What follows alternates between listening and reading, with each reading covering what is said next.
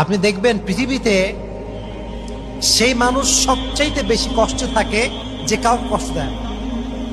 সে মানুষ সবচেয়ে দুঃখে থাকে যে কাউকে দুঃখ দেয় না। পৃথিবীতে সবচাইতে সে মানুষটা বেশি প্রতারিত হয় যে কারো সে প্রতারণা করেই নাই। পৃথিবীর নিয়মটা হচ্ছে এইটা। তার মানে আপনি যত বেশি ভালো হবেন তত বেশি আপনাকে আল্লাহ তাআলা কষ্ট দিয়ে ঘিরে রাখবেন। কারণটা কি? এটা আল্লাহর সিস্টেম। আমরা কাউকে কষ্ট দিই না কখন? যখন ভালোবাসলে আমরা কষ্ট দিতে চাই না। কিন্তু আল্লাহর সিস্টেমটা হচ্ছে আল্লাহ যত বেশি ভালোবাসে তত বেশি পরীক্ষা করে। আল্লাহ যত বেশি ভালোবাসে তত বেশি কষ্ট দেয়। কারণটা কি জানেন? কারণ আল্লাহ আপনাকে জান্নাত দিতে চায়। সুবহানাল্লাহ পড়েন। ভালোবাসেই তো এইটা। শূন্য অবস্থায় আমি তোমার পাশে আছি, যখন তোমার সব থাকবে তখন আমি তোমার পাশেই থাকবো। ঠিক কিনা বলেন যুবক ভাই?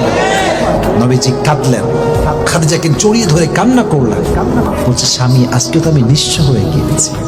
আজ আমার টাকা নাই, পয়সা নাই, সামান্য একটা চাদর আপনার, ওইটা আমি বিক্রি করে দিয়েছি। নবীজি বললেন যখন তোমার সব ছিল তখনও ছিলাম আমি, আজ তোমার কিচ্ছু নাই।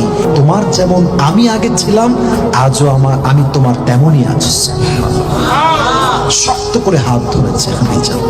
যাকে আপনি ভালোবাসেন, যে আপনাকে ভালোবাসে, যখন এই ভালোবাসার মানুষের পক্ষ থেকে বিয়ের প্রস্তাব আসবে, মানে আজীবন থাকার প্রস্তাব, আল্লাহর কসম সেই মেয়ের মতো সুখী, সেই ছেলের মতো সুখী আল্লাহর আকাশের নিচে জমিনের উপরে আর কেউ হতে পারে না।